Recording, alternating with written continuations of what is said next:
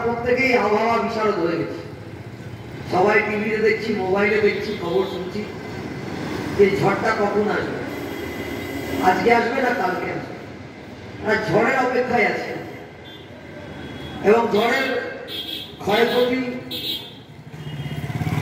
আমরা আগাম করে রেখেছি রেড ভলেন্টিয়ারদের পক্ষ থেকে যে ক্ষতিগ্রস্ত মানুষের পাশে আমরা থাকবো।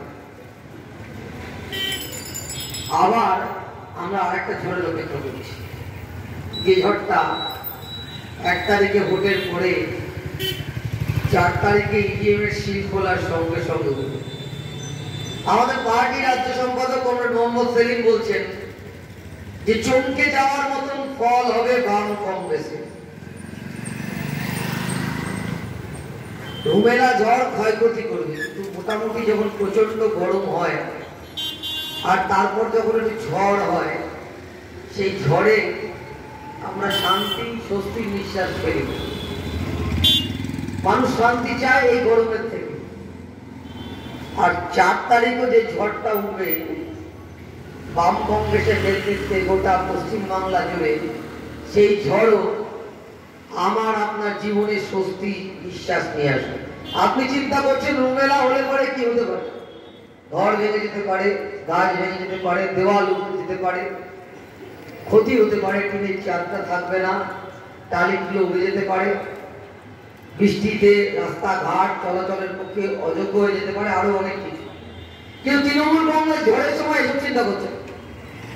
তৃণমূল কংগ্রেসের লোকজন চিন্তা করছে ঝড় হলে পরে কত ত্রিপল আসবে। তৃণমূল কংগ্রেসের ছেলেমেয়েরা চিন্তা করছে যে ঝড় হলে পরে পৌরসভাতে কত টাকা কি আসবে, তাহলে পরে ত্রিপল থেকে কত কাটমানি খাওয়া যাবে, লোকের বাড়ি ভেঙে গেলে বাড়ি তৈরি করে দেবে বলে কত টাকা খাওয়া যাবে। আমি কথাটা এমনি বলছি, আপনাদের সকলের মনে আছে আমফান ঝড়। আমফান ঝড়ে বিধ্বস্ত হয়েছিল আমাদের পশ্চিমবাংলার একটা বড় জায়গা। আমফান ঝড়ের পরপরই আমি বাদুড়িয়া গেছিলাম।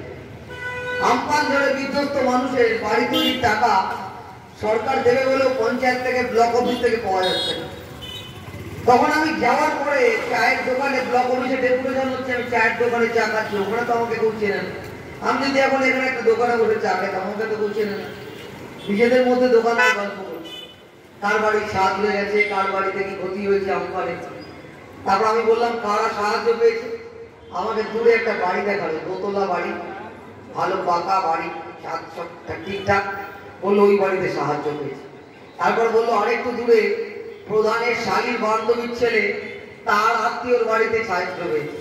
তারপর বললো যা ত্রিপলের টাকা এসেছিল অর্ধেক ত্রিপল কিনেছে, অর্ধেক ত্রিপল মেরে দিয়েছে।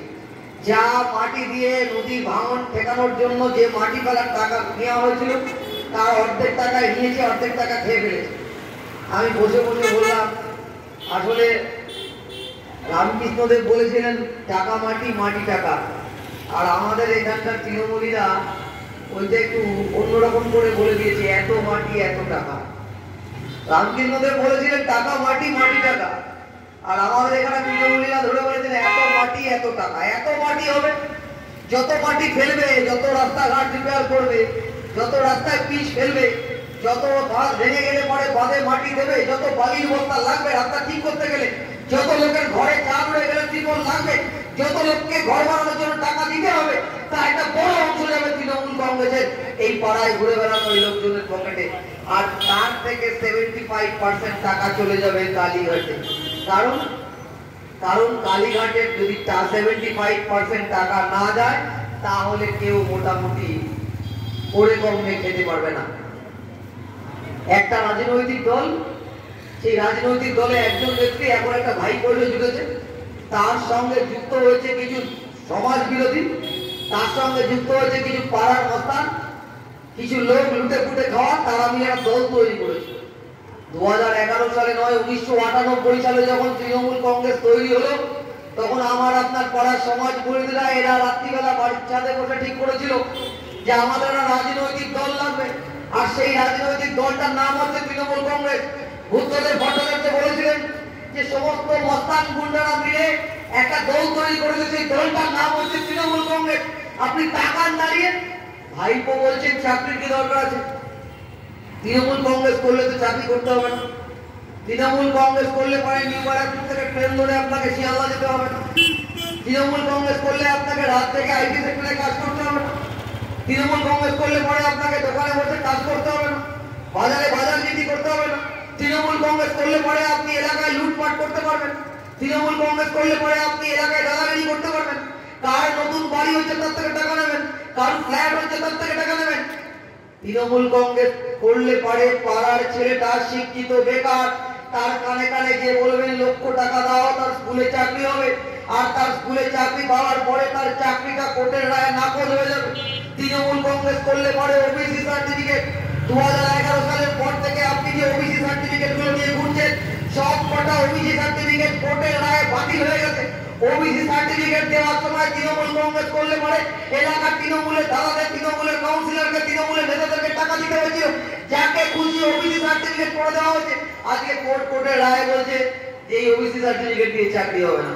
সেদিকে একজন, আমাদের শুনলে খারাপ লাগে কিন্তু মজা করলে আবার দুঃখের মধ্যেও তো একটু হাসি পায়। সেদিনকে একজন বলছিল যে 2011 সালের পর থেকে সব কটা বিএড সার্টিফিকেট বাতিল হয়ে যাবে। বললো ওবিসি সার্টিফিকেট বাতিল হয়ে যাবে, ওই ওবিসিতে চাকরি হবে। লক্ষ লক্ষ কোটি টাকা, লক্ষ লক্ষ কোটি টাকা। একটা সময় এরকম পাড়ার মোড়ে তৃণমূল কংগ্রেসের নেতারা বক্তৃতা করে বলতো যে বামফ্রন্টের আমলে নাকি কত দুর্নীতি হয়েছে, বামফ্রন্ট নাকি দুর্নীতি করেছে। আর বামফ্রন্ট সরকার 2011 সালে বামফ্রন্ট সরকার নেই, 2011 সাল থেকে তৃণমূল কংগ্রেসের সরকার। কত সিট গঠন করা হলো, কত সিআইডি কে পাঠানো হলো, বুদ্ধবাবু গৌতম দেব বিমানবন্দর জেলে পুরবে বলে কত হুঙ্কার দিয়েছিল এই মমতা বন্দ্যোপাধ্যায়রা। আর আজকে বুদ্ধ ভট্টাচার্য বহাল তবিয়তের পামের বাড়িতে অসুস্থ রোগসজ্জায় শুয়ে রয়েছে। আর তাকে দেখে বেরিয়ে তৃণমূলের বিধায়ক বলছেন সবচেয়ে বড় সৎ ব্যক্তিকে আমি দেখে আসলাম, তাকে দেখতে যাচ্ছেন 6 লোক। পশ্চিমবাংলার রাজ্যপাল বলছেন যে আমি ভারতবর্ষের রাজনীতিতে অন্যতম সৎ ব্যক্তিকে দেখতে গেছিলাম, ইনি হচ্ছেন বুদ্ধদেব ভট্টাচার্য। যখন গৌতম দেবদের ডাকতো সিআইডি, তখন আমরা গিয়ে ভবানী ভবনের সামনে একেবারে দাঁড়িয়ে থাকতাম, কারণ আমরা জানি গৌতম দেব বাইরে বেরোবে হাত নাড়তে নাড়তে। আর এখন তৃণমূলের পাড়ার নেতাকে ডাকলে পরে তৃণমূলের অন্য নেতা দরজা বন্ধ করে দেন আর আশঙ্কিত থাকেন কবে কবে কবে প্রেসিডেন্সি থেকে তিহাড় জেলে যাবে। আমি শুরু করলাম এই দিয়ে, কারণ ঝড়ের পূর্বাভাস, তৃণ নেতাদের আনন্দের আভাস, জায়গায় জায়গায় দেখে আসলাম, তো ওই দিয়ে শুরু করলাম। আর পশ্চিমবাংলায় দাঁড়িয়ে বিজেপির নেতারা ক্রমাগত বলে যাচ্ছে যে তৃণমূলের এই দুর্নীতির বিরুদ্ধে নাকি বিজেপি লড়ছে। এই তৃণমূলের যে কটা লোকজন জেলে গেলে আছে সব থেকে বিজেপির জন্য গেছে, একটা লোক বিজেপির জন্য জেলে যায়নি। সিপিআইএম এর পক্ষ থেকে কোর্টে কেস করা হয়েছে। বিকাশ রঞ্জন ভট্টাচার্য, ফিরদৌস শামীম রাজ, তারা হচ্ছেন কোর্টে, সব্যসাচী চট্টোপাধ্যায়, তারা হচ্ছেন কোর্টে লড়েছেন। আর কোর্টে লড়ার ফলে এই সমস্ত লোকজন তারা হচ্ছে জেলের মধ্যে রয়েছে। আর যারা মনে করছেন যে বাদবাকি গুলোকে মোদী সাহেব ঢুকিয়ে দেবেন, না, ঢোকাবেন না। কারণ আমার পশ্চিম বাংলায় সমস্ত দুর্নীতির এপিসেন্টার হচ্ছে তৃণমূল কংগ্রেস। আপনি যাই দুর্নীতি করেন না কেন সবটাই হচ্ছে কালীঘাট, সব এপিসেন্টার হচ্ছে কালীঘাট। কালীঘাটকে বাদ দিয়ে আপনি কিছু করতে পারবেন না। একটা পৌরসভা বাথরুমের এলাকায় দাঁড়িয়ে যদি সুলভ শৌচালয় বানায়, তাহলে পৌরসভার কাউন্সিলরকে লিখে দিতে হয় দিদির অনুপ্রেরণায়। পঞ্চায়েতে যদি একটা গার্ডওয়াল বানায়, তাহলে লিখতে হবে দিদির অনুপ্রেরণায়। আর আপনি আমরা তো বিশ্বাস করি যে আমাদের পশ্চিমবাংলায় এত লক্ষ লক্ষ টাকার দুর্নীতি হলো, আর দিদি জানেন না, ভাইপো জানেন না। ভাইপো হলফনামায় লিখেছেন তার নাকি কোনো সম্পত্তি নেই। 2019 সালে ভাইপোর বইয়ের নাম যা ছিল, 2024 সালে বইয়ের নাম পাল্টে গেছে। 2019 সালে ভাইপোর প্যান কার্ড যা ছিল, 2024 সালে ভাইপোর প্যান কার্ড পাল্টে গেছে। ভাইপো লিখে তার বাড়ি নেই, ভাইপো লিখে তার গাড়ি নেই। তাহলে ভাইপো গড়িয়াহাট আর মোড়ে যে 600 কোটি টাকার বাড়িতে থাকেন, 60 কোটি টাকার ঝাড়বাতি লাগানো, সেই বাড়িটা কার? আমেরিকায় চিকিৎসা করতে গেলেন ভাইপো, চোখের চিকিৎসা, তার টাকা দিল কে? কয়লা, লোহা, বালি, গরু, মাটি। পশ্চিম বাংলায় কিচ্ছু বাকি নেই। একজন বলছিল এই তৃণমূল কি কি খায়, সে বললো বালি খায়, লোহা খায়, মাটি খায়, আরো অনেক কিছু খায়। বলে পাশ থেকে বললো পঞ্চায়েত ভোটের ব্যালট খায়। আমার আগে সঞ্জয় দা বলছিল পৌরসভা নির্বাচন, পৌর নির্বাচনে আপনার অভিজ্ঞতা আছে, একটা ওয়ার্ডও জিতে দেবে না, একটা ওয়ার্ডও বিরোধী থাকবে না। আমি যেখানে রাজনীতি করি, আমাদের ওখানে উত্তর ব্যারাকপুর পৌরসভা বামপন সরকারের আমলে সেখানে দাঁড়িয়ে নওপাড়াতে আমাদের বিরোধী কাউন্সিল চেয়ারম্যান ছিল। নৈহাটিতে ছাত্র রাজনীতি যখন করতাম তখন নৈহাটিতে চেয়ারম্যান ছিল কংগ্রেসের রামসাল্লা, তখন জ্যোতি বোস মুখ্যমন্ত্রী। আর আপনার এই সময় দাঁড়িয়ে পশ্চিম বাংলায় এরা বলে 100 পেতে হবে, একটা কাউন্সিলরও জিতে দেওয়া যাবে না, একটা পৌরসভায় পৌর চেয়ারম্যান হতে দেওয়া যাবে না, একটা পঞ্চায়েতের মেম্বার হতে দেওয়া যাবে না, একটাও পঞ্চায়েতের প্রধান হতে দেওয়া যাবে না। সবটা সবাই তৃণমূল কংগ্রেস। আসলে কেন? কারণটা হচ্ছে একজন যখন পিসি বলেছিলেন আমি দুর্নীতির শেষ থেকে ছাড়বো, ভাইপো যখন বলেছিলেন যে সব দুর্নীতিগ্রস্তদের জেলে ভরবো, তখন শুধু উত্তর দিনাজপুর জেলার এক পৌরসভার কাউন্সিলর বলেছিলেন যে পিসি আর ভাইপো সব টাকা নেবে, আমরা বাদ যাবো না, সব টাকা আমরা হিসাব করে কালীঘাটে পৌঁছে দিই। আমরা জানি শিক্ষামন্ত্রী পার্থ চট্টোপাধ্যায়ের বান্ধবীর ঘাটের তলায় যখন কোটি কোটি টাকা পাওয়া গেল, পার্থ চট্টোপাধ্যায়কে যখন সিবিআই ধরে নিয়ে গেল, পার্থ চট্টোপাধ্যায় তখন সিবিআই কে বলছেন বারবার, দিদিকে বলছেন যে দিদিকে ফোন করুন, দিদিকে ফোন করুন, দিদিকে ফোন করুন। অনুব্রত মন্ডলকে যখন নিয়ে যাচ্ছে তিহার জেলে, বলছে আপনি কিছু মুখ খুলুন, বলছে সব দিদি জানে। এই মানিক ভট্টাচার্য, যাকে দেখে আমার ওই গানটা মনে পড়ে যায়, শ্রীলঙ্কার কি মেয়ে একটা ভালো গান গাইছিল না, গানের মানে বুঝলাম না কিন্তু গানটা সবাই গাইতো, মানিকে মানে মাগে হিতে। আর এই মানিক ভট্টাচার্যের মুখটা দেখলে মনে পড়ে যায় মানিক তোমায় কত দিতে হতো, বউ ছেলে নিয়ে একেবারে প্রেসিডেন্সি জেলে। অনুব্রত মন্ডল মেয়েকে নিয়ে একেবারে তিহার জেলে। যে অনুব্রত মন্ডল শিউরির বাজারে মাছ বিক্রি করত, আপনার পাড়ার কাউন্সিলর চা খেয়ে চায়ের দাম দিতে পারতো না যখন তৃণমূল কংগ্রেস করত, কানে বিড়ি লোকের থেকে চেয়ে খেত, আজকে সে স্করপিও গাড়ি নিয়ে ঘুরছে। অনুব্রত মন্ডল শিউরির বাজারে মাছ বিক্রি করতো, হাজার কোটি টাকার মাছ। পার্থ চট্টোপাধ্যায় তার আটটায় চান করে এই সাগর মেলায় চান করে, সাগর থেকে গঙ্গাসাগরে চান করে পার্থ চট্টোপাধ্যায় উঠছেন, আর 4টে পুলিশ তাকে ধরে রয়েছে, হাঁটতে পারেন না একা একা, 8খানা বান্ধবী, আর প্রত্যেকটা বান্ধবীর বাড়ির ঘাটের তলায় কোটি কোটি টাকা। অনুব্রত মন্ডল মাথায় অক্সিজেন ঢুকতো না, কোটি কোটি টাকা। এখন বাবা আর মেয়ে মিলে তিহার জেলে টেপ রেকর্ড চালিয়ে ওই গানটা শুনছে, কাটে না সময় যখন আর চিঠিতে, বন্ধুর টেলিফোনে বন্ধু বসে না, জানলার গিলটাতে ঠেকাই মাথা, মনে হয় বাবা যেন ডাকছে আমায়, আয় টুকু আয়। আমাদের সুজন চক্রবর্তী এমপি ছিল, আমাদের সুজন চক্রবর্তী এমএলএ ছিল। অনেকে বলছে তো সুজনদার নিয়ে অনেক কথা। সুজনদার বাড়িতে ইডিও যায়নি, সুজনদার বাড়িতে সিবিআই যায়নি। সুজনদা বামফ্রন্টের আমলেই এমপি ছিলেন। সুজনদা 2009 সালের আগেই এমপি ছিলেন। যখন বুদ্ধদেব ভট্টাচার্য পশ্চিমবাংলার মুখ্যমন্ত্রী, তখন সুজন চক্রবর্তী এমপি ছিলেন। সুজন চক্রবর্তী খোলা আকাশের নিচে দাঁড়িয়ে বলতে পারেন যে আমার ব্যক্তিগত সম্পত্তির হিসাব নাও, আমার পরিবার কি করেছে তার হিসাব নাও, আর যদি কোনো দরকার থাকে কোর্টে যাও, কোর্ট যদি আমাকে শাস্তি দেয় আমি মাথা পেতে নেব। তাই সুজন চক্রবর্তীরা শিরদাঁড়া টান করে ধরে।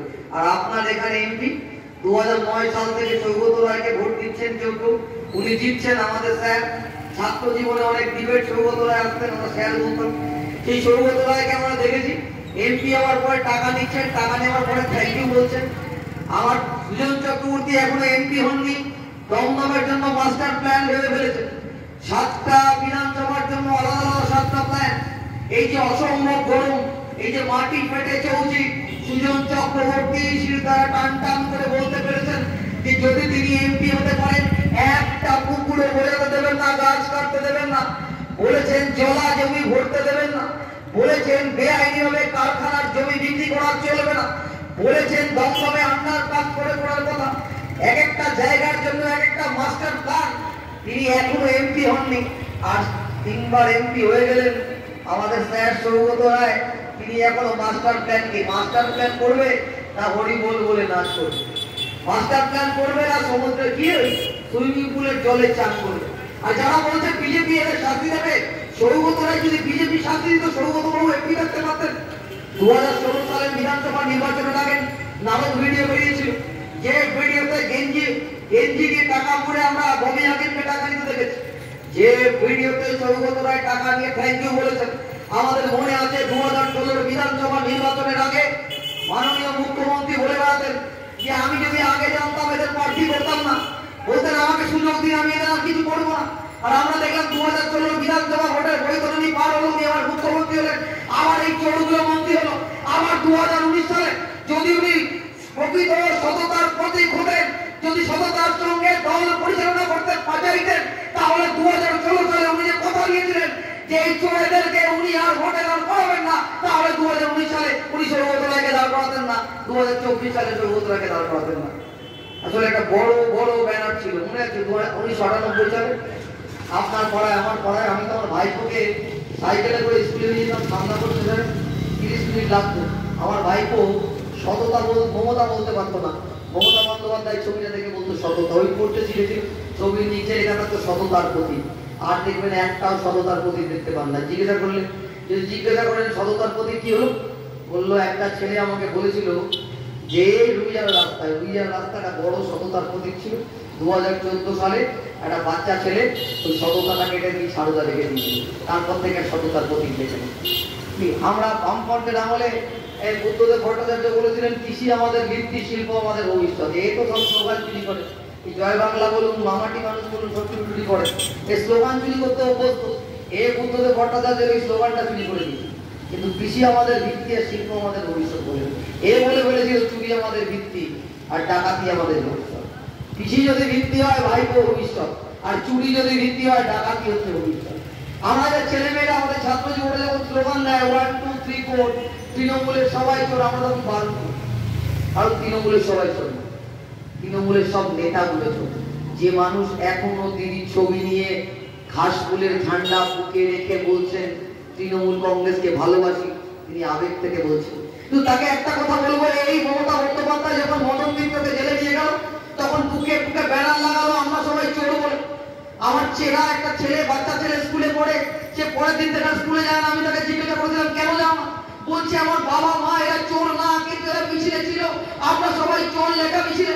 আর আমার বন্ধুরা বলেছিল লজ্জা করে না, তোর বাবা মা চোর, তোর বাবা মা, আমরা সবাই চোর লেখা মিছিলে অংশগ্রহণ করছি। তৃণমূল কংগ্রেসের পরিবারের ছেলে মেয়েরা তাদেরকে বলছে যে রাস্তা দিয়ে গেলে পরে লোকে আমাদের চোর বলে, লোকে আমাদের চোর বলে, লোকে আমাদের কাটমানি ঘোর বলে। আর আজকে দাঁড়িয়ে তৃণমূল কংগ্রেসের মন্ত্রী নেতারা, 6টা বিধায়ক, তারা হচ্ছেন জেলের মধ্যে। আপনি কখনো দেখেছেন বিধায়ককে ধরতে গেল সিবিআই, বিধায়ক মোবাইল ফেলে দিল, সেই মোবাইল পুকুরের জলে, সেই মোবাইল তুলে দিল ডুবুরি, তারপর বিধায়ক গেল জেলে। আর একটা অদ্ভুত ব্যাপার হয়েছে আমাদের রাজ্যে, নতুন ওয়াশিং মেশিন তৈরি হয়েছে, সেই ওয়াশিং মেশিনটার নাম হচ্ছে বিজেপি।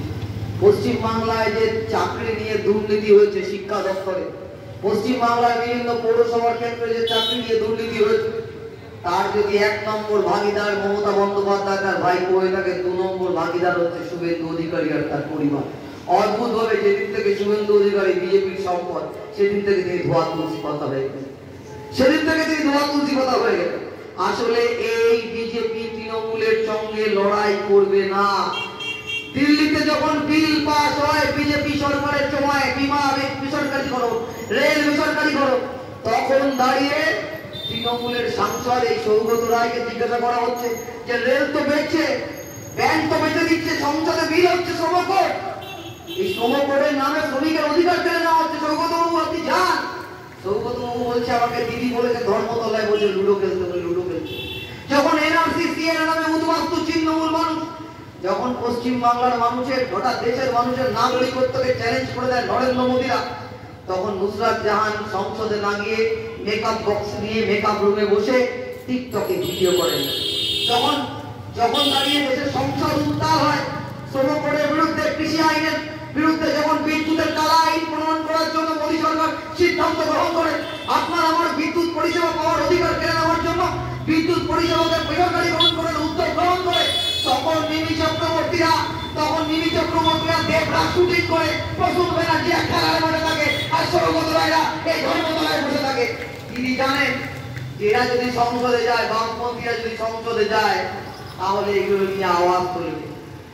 যখন দাঁড়িয়ে করোনা পিরিয়ডে আপনি আমি আক্রান্ত, যখন আমার আপনার কপালে ভাঁজ পড়ে গেছে পরিবার পরিজন নিয়ে, যখন স্বাস্থ্য পরিষেবা পাবেন কি পাবেন না এই নিয়ে মানুষ ভাবছেন, তখন আমার আপনাকে ইনজেকশন দিল, ভ্যাকসিন দিল যে সংস্থা, তার থেকেও টাকা নিল বিজেপি।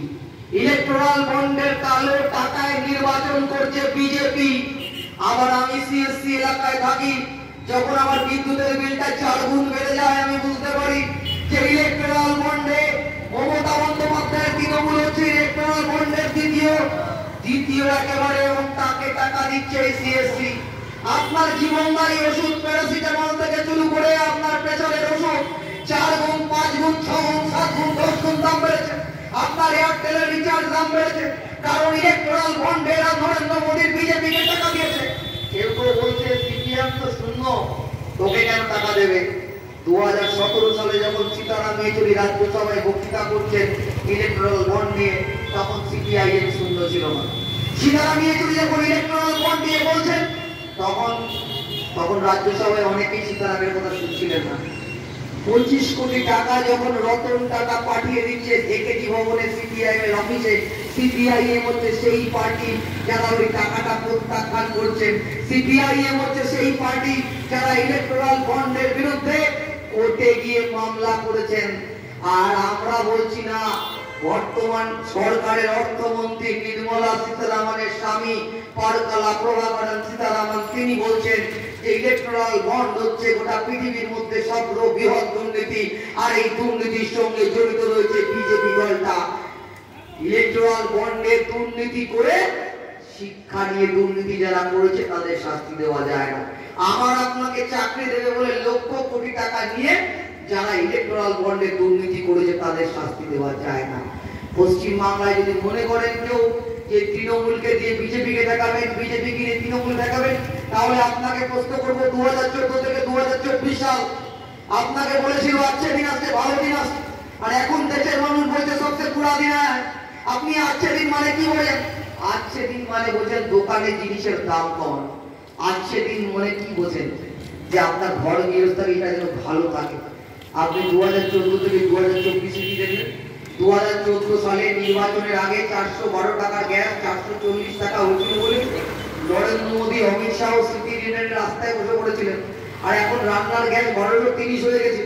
আপনাকে বলা হয়েছিল মোদী যদি প্রধানমন্ত্রী হয় পাকিস্তানে বোম মারবে, চীনে বোম মারবে, বাংলাদেশকে বোম মারবে, কেউ আমাদের দিকে ফিরে তাকাবে না, সবাই ভয় পাবে। আর আমার মা সকালবেলা ঘুম থেকে দেখুন বলছে ওরে পাকিস্তানেও বোম পড়েনি, চীনেও বোম পড়েনি, বাংলাদেশেও বোম পড়েনি।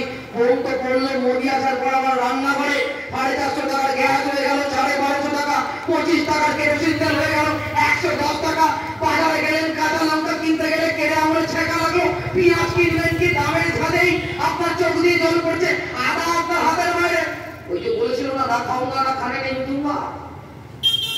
আর নির্মলা সীতারামন বলছে পেঁয়াজ খাওয়ার কি দরকার? আমি বুঝলাম যে খাওয়া লেকিন খানে নেই दूंगा, খাবো কিন্তু খেতে দেবো না। আপনি পেঁয়াজ খাবেন না, আপনি মাছ খাবেন না, আপনি ডাল খাবেন না, আপনি চিনি খাবেন না, আপনি তেল খাবেন না, আপনার পেট্রোলে যাওয়ার দরকার নেই, আপনার ডিজেলের বাসের দাম বাড়বে কি হয়েছে, আপনি কষ্টের মধ্যে থাকবেন। আর আপনাকে বলেছিল आपको देश का चौकीदार मिल रहा है, देश का चौकीदार मिल रहा है। আর আপনি এখন বুঝলেন যে নরেন্দ্র মোদী देश का जनता का चौकीदार नहीं है, वो আদানি আর আম্বানি का चौकीदार है। তাই গোটা ভারতবর্ষে এখন স্লোগান বদল ডালো উস চৌকিদার को, বদল ডালো উস চৌকিদার को, বদল ডালো উস নিকম্মা মোদী সরকার को। মোদী সরকারকে বদলে ফেলতে হবে, চৌকিদারটাকে বদলে ফেলতে হবে। 10 বছর আগে যে আদানি ছিল পাড়ার শিল্পপতি, যাকে গুজরাটের বাইরে কেউ চিনত না, সেই আদানি হয়ে গেল পৃথিবীর মধ্যে অন্যতম শ্রেষ্ঠ শিল্পপতি। আর আমার আপনার ঘরে বেকার ছেলে বাঁধলো বলছে 2 কোটি বাড়িতে অযোধ্যার মন্দির নির্মাণের জন্য নেমন্তন্ন পাঠিয়ে দিয়েছি। আমি এক ভক্তকে বললাম যে 2 কোটি বাড়িতে অযোধ্যার মন্দিরের জন্য নেমন্তন্ন পাঠিয়েছেন, আর 2014 সালে বলেছিলেন 2 কোটি বেকার যুবকের চাকরি দেব। কই 2 কোটি বাড়িতে তো চাকরি গেল না। এখানে মুখ্যমন্ত্রী বলেছিলেন চাকরি দেব, আমরা দেখলাম একটা কারখানা হলো না। সিঙ্গুরের তাপসী মালিকের বাবা এখন কেঁদে কেঁদে বলে আমার মেয়েকে সিপিআইএম মারিনি, আমার মেয়ে চক্রান্তের শিকার। আর সিঙ্গুরে দাঁড়িয়ে বাংলার যৌবন বলে যে কারখানা ওই বানাएंगे, ওরা যখন বলে মন্দির ওই বানাएंगे, তখন আমরা বলি কারখানা ওই বানাएंगे, কারখানা ওখানেই হবে। আমার প্রধানমন্ত্রী মন্দির বন্ধ করতে ব্যস্ত, আপনাকে বলছে যদি রামকে ভালোবাসেন তাহলে প্রধানমন্ত্রী, কালকে তো পড়ে আরো অবাক হয়ে গেলাম। ভারতবর্ষের প্রধানমন্ত্রী আগে বিয়ে করা বউকে অস্বীকার করে দিয়ে এখন নিজের বাবা মাকে অস্বীকার করছে। বলছে আমি সাধারণভাবে জন্ম হয়নি, উনি নাকি পরমাত্মা। 2047 সালে উন্নত ভারত হবে, ততদিন নাকি উনি রাজ্য দেশ শাসন করবেন, ওনাকে নাকি সেই জন্য পাঠানো হয়েছে। আপনি ভাবতে পারেন আপনি এমন একটা প্রধানমন্ত্রী পেয়েছেন যখন শেষ 45 বছরের সর্বোচ্চ বেকারের দেশ ভারতবর্ষ, যখন সবচেয়ে বেশি দরিদ্র মানুষের দেশ ভারতবর্ষ, সবচেয়ে বেশি না খেতে পাওয়া লোকের দেশ ভারতবর্ষ, যখন স্কুল বন্ধ হয়ে যাচ্ছে, কলেজ বন্ধ হয়ে যাচ্ছে, লেখাপড়া বন্ধ হয়েছে, তখন দাঁড়িয়ে আপনাকে খালি বলছে ধর্ম খাও ধর্ম খাও। আপনাকে বলছে আমরা লাল ঝান্ডার লোকেরা যখন বলছি যে ভাতের লড়াই আগে হওয়া উচিত, জাতের লড়াই না। আরে আপনাকে শেখাচ্ছে যে না, আগে ধর্মের লড়াই হওয়া উচিত, তারপর ভাতের লড়াই। আরে রামকৃষ্ণ দেব বিবেকানন্দ আমাদের শিখিয়েছে যে খালি পেটে ধর্ম হয় না। আরে মোদী অমিত শাহ আমাকে শেখাচ্ছে যে পেটে গামছা বেঁধে খালি পেটে রাম নাম উচ্চারণ করতে। আসলে ওই গানটা ছিল না, রামকে নাম বদনাম মত করো, ওরা রামের নামে বদনাম করছে। আপনাকে রাম রহিমে ভাগ করে দিচ্ছে। ভারতবর্ষের সংবিধান গোটা পৃথিবীর মধ্যে অন্যতম শ্রেষ্ঠ সংবিধান, সেই সংবিধানটাকে পরিবর্তন করার চেষ্টা হচ্ছে, ভারতবর্ষকে টুকরো টুকরো করার চেষ্টা হচ্ছে। কেউ চিৎকার করে বলছে হিন্দু খতরে মে, কেউ চিৎকার করে বলছে মুসলিম খতরে মে, তখন আমরা লাল ঝান্ডা বলছি ইনসান খতরে মে। ওরা রবি ঠাকুর নজরুলের মধ্যে বিভেদ করতে চাইছে। যে নজরুল স্বাধীনতা সংগ্রামের উত্তাল লোকে উচ্চারণ করেছিলেন যে হিন্দু না মুসলিম ওই জিজ্ঞাসা গঞ্জ বলো কান্টার এই ডুবিছে মানুষ সন্তান মোরমার, সেই নজরুল করে আলাদা করতে চাইছে। আমার রবি কবি আমাকে শিখিয়েছেন যে অহরহ তব আহ্বান, প্রচারিত শুনি তব উদার বাণী, হিন্দু বৌদ্ধ শিখ জৈন পারসিক মুসলমান খ্রিস্টান, পূর্ব পশ্চিম আসে তব সিংহাসন পাশে, প্রেম হার হয় গাথা, জনগণ ঐক্য বিধায়ক জয় হয়ে ভারত ভাগ্য বিধাতা। সেই ভারতবর্ষকে ধ্বংস করতে চাইছে। ভারতবর্ষকে রক্ষা করতে হবে, দেশকে রক্ষা করতে হবে। অনেকে আমাদের বলছেন যে তোমরা জাতীয় কংগ্রেসের সঙ্গে কেন? ভারতবর্ষ যখন স্বাধীনতার লড়াই লড়ছিল তখন কংগ্রেস কমিউনিস্ট একসাথে দেশ স্বাধীন হওয়ার জন্য লড়াই করছিল। আর এই বিজেপির বাপ ঠাকুর দাদা আরএসএস, এদের ইতিহাস হচ্ছে দেশদ্রোহিতার ইতিহাস। এরা দেশের স্বাধীনতা সংগ্রামে দেশদ্রোহী ভূমিকা পালন করেছে, এরা জাতীয় পতাকার বিরোধিতা করেছে, এরা সংবিধানের বিরোধিতা করেছে। এদের পাপের শেষ নেই। এরা আমাদের 15 লক্ষ টাকা ব্যাংকে দেবে বলে একটা টাকাও দেয়নি। এরা বিদেশ থেকে কালো ধন টানবে বলে এরা আমাদের দেশ থেকে টাকা পাঠিয়ে দিয়েছে। এরা আমার দেশের মানুষের সঙ্গে বিশ্বাসঘাতকতা করেছে। এখন রাম নাম করে রাস্তায় বলে না, ছোটবেলায় খুব ভূতের ভয় পেতাম, ঠাকুমা বলতেন বাগান দিয়ে যখন যাবি তখন রাম রাম করবি। এখন মরার আগে রাম রাম করছে, কারণ গোটা ভারতবর্ষে 5 দফার ভোট হয়ে গেছে, আজকে 6 দফা, 4 দফাতেই মোটামুটি এটা ঠিক হয়ে গেছে যে বিজেপি ফর্সা হয়ে গেছে। দক্ষিণ ভারতে বিজেপি ফর্সা, একটা বছর পর ইন্ডিয়া ব্লক ক্ষমতায় আসছে। আপনি সীতারাম ইয়েচুরি উচ্চারণ করেছে জিতেগা ইন্ডিয়া, জুড়েগা ভারত। ইন্ডিয়া মানে কচ্ছ থেকে কন্যাকুমারিকা, ইন্ডিয়া মানে কচ্ছ থেকে কাঁচা, ইন্ডিয়া মানে পাহাড় থেকে সাগর, অনেকগুলো রাজনৈতিক দল। আরএসএস এর বিজেপি যদি জিতে যায় 2029 আর ভোট হবে না। ওরা যদি জিতে যায় তাহলে মেয়েরা স্কুলে যেতে পারবে না। ওরা যদি জিতে যায় আপনার বাড়িতে ফ্রিজে কি মাংস থাকবে ওরা ঠিক করে দেবে।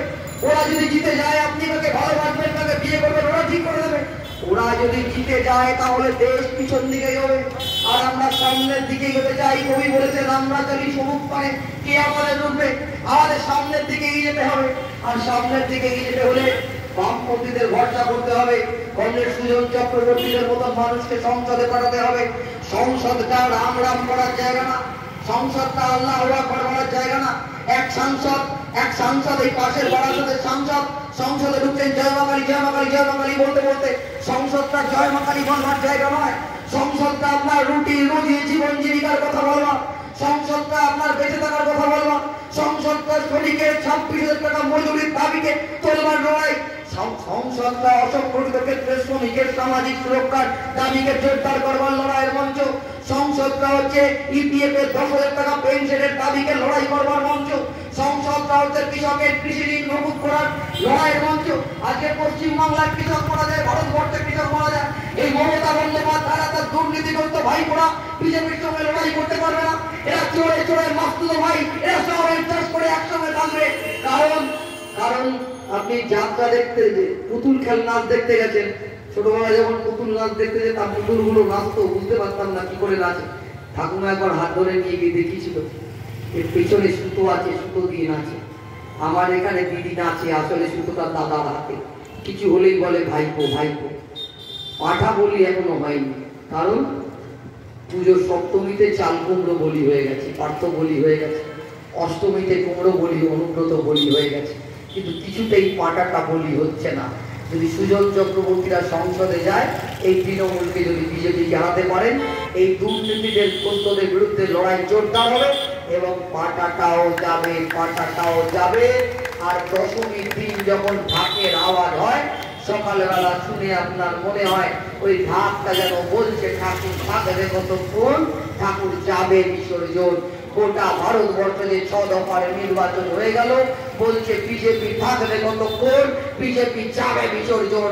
কেউ কেউ জিজ্ঞাসা করছে তোমাদের ইন্ডিয়া ব্লকের প্রধানমন্ত্রী কে হবে? ইন্ডিয়া ব্লকের নেতারা বলে 3 দিনের মধ্যে, 3 দিনের মধ্যে আমাদের প্রধানমন্ত্রী ঠিক হয়ে যাবে। নীতি বদলের লড়াই হচ্ছে, নীতি বদলের লড়াই। এই বদলের লড়াই করতে গিয়ে নেতা নিশ্চিত করেই তৈরি হবে। আর এই বদলের লড়াইতে নেতৃত্ব দেবে, আমরা নেতা দেখেছি নরেন্দ্র মোদীকে, তাই আমরা নেতা দেখেছি মমতা বন্দ্যোপাধ্যায়কে।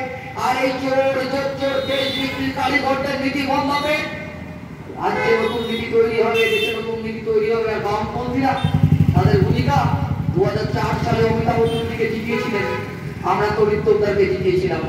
অমিতাভ নন্দী তড়িৎ তোপদাররা দিল্লিতে গিয়ে মন্ত্রী হননি, কিন্তু অমিতাভ নন্দী তড়িৎ তোপদাররা 100 দিনের কাজের প্রকল্পের কথা বলছিলেন। তারা অসংগঠিত ক্ষেত্রে শ্রমিকদের জন্য অর্জুন সেনগুপ্ত কমিশন গঠন করেছিলেন। তারা তথ্য জানার আইন অধিকার, তার জন্য আইন প্রণয়ন করেছিলেন। বনাঞ্চলের উপর আদিবাসীদের অধিকার প্রতিষ্ঠিত করেছিলেন। তারা ন্যায়ের জন্য, নীতির জন্য লড়েছিলেন। সংসদে যদি আবার ওরকম যোগযোগ যান, সুজন চক্রবর্তীরা মন্ত্রী হওয়ার জন্য, সেদিন সংসদে সুজন চক্রবর্তীরা ছিলেন, তারা মন্ত্রী হওয়ার লড়াই লড়েননি, শ্রমিকের স্বার্থে, ছাত্রের স্বার্থে, কৃষকের স্বার্থে লড়েছিলেন। সুজনদাকে যদি আমরা সংসদে পাঠাতে পারি, তাহলে এই কুজন নয়, সুজন যাক সংসদে। আর এই দমদম মানে নীরেন ঘোষ, এই দমদম মানে অনিল ভট্টাচার্য, এই দমদম মানে নির্মল চ্যাটার্জি, দমদম মানে ইতিহাস, দমদম মানে শ্রমিক আন্দোলনের উর্বর ঘাঁটি, দমদম মানে উদ্বাস্তু আন্দোলন। আজকে বিজি রোডের ধারে কারখানাগুলো দেখি, আর ওই গানটা মনে পড়ে হেমন্ত মুখোপাধ্যায়ের গাওয়া সর্বজন সিনেমার শোনো বন্ধু শোনো, প্রাণহীন ওই শহরের রূপকথা, ইটের পাঁজরে লোহার খাঁচায় দারুণ মর্ম ব্যথা। ওই কারখানার অভ্যন্তরে ওই ভাঙা পাঁচিলগুলো, ওই ভাঙা মেশিনগুলোর মধ্যে থেকে যন্ত্রণার মর্মর ধ্বনি আপনার আমার কানে ভেসে আসছে। ওই কারখানাগুলোকে আবার শ্রমজীবী মানুষের অংশগ্রহণের মধ্যে দিয়ে কর্মচঞ্চল করতে হবে। আবার অতীতের দমদম ব্যারাকপুর শিল্পাঞ্চলকে পুনরুজ্জীবিত করতে হবে। তাই সুজনকে লোকসভায় চাই। আর উদ্বাস্তু ছিন্নমূল মানুষ অনেক আশা নিয়ে, কেউ দেশ বন্ধু কলোনি গঠন করেছেন, কেউ যতীন দাস কলোনি গঠন করেছিলেন, কেউ বাপুজি কলোনি গঠন করেছিলেন, কেউ নেতাজি কলোনি গঠন করেছিলেন, কেউ গান্ধীনগর গঠন করেছিলেন। তাদের অধিকার প্রতিষ্ঠার লড়াই। দমদমের মাটি লাল, দমদমে দাঁড়িয়ে বিজেপিকে জিতিয়েছিল মমতা বন্দ্যোপাধ্যায়। জ্যোতি বোস বলতেন যে একটা অপরাধ মমতার কোনোদিন ক্ষমা করা যাবে না। বাংলার মাটিতে বিজেপিকে মমতা বন্দ্যোপাধ্যায় সুযোগ করে দিয়েছিলেন। আর আজকে আমরা জীবনের অভিজ্ঞতায় বুঝতে পেরেছি, আমাদের নেতৃত্বরা যেটা বলছেন যে গোডাউন একটাই, ওখান থেকে 2টো ফুলের প্রোডাকশন হয়েছে। তৃণমূলের রাজনৈতিক স্ট্র্যাটেজিস্ট হচ্ছে পিকে, সেই পিকেই আবার বিজেপির মুখপাত্র। এই নির্বাচনে দাঁড়িয়ে তৃণমূল কংগ্রেসের এমএলএ, বিজেপির পদপ্রার্থী এমপি, আবার বিজেপির এমএলএ তৃণমূলের এমপি পদপ্রার্থী। ফলে আমাদের বুঝতে অসুবিধা হয় না, পিসি সরকারের জাদুর মতন কখনো ঘাস ফুল হচ্ছে, কখনো পদ্ম ফুল হচ্ছে, আমাকে আপনাকে বোকা বানানোর জন্য। তাই 1 তারিখ আসছে দিন, সুজনকে আপনার সুজনকে চিনে নিন। কংগ্রেস সুজন চক্রবর্তীকে কাস্তে হাতুড়ি তারা চিহ্নে ভোট দিয়ে বিপুল ভোটে জয়ী করে এই অঞ্চলের মানুষ ইতিহাস তৈরি করুন। ভয়কে জয় করুন, ভয়কে জয় করুন। মনে রাখবেন, ওরা ভয় পেয়েছে, তাই আপনিও ভয়কে জয় করে রাস্তায় থাকুন। জয় আমাদের সুনিশ্চিত। দমদম আমরা পুনরুদ্ধার করছি। ইনকলাব জিন্দাবাদ। সিপিআইএম জিন্দাবাদ, বামফ্রন্ট জাতীয় কংগ্রেস জিন্দাবাদ।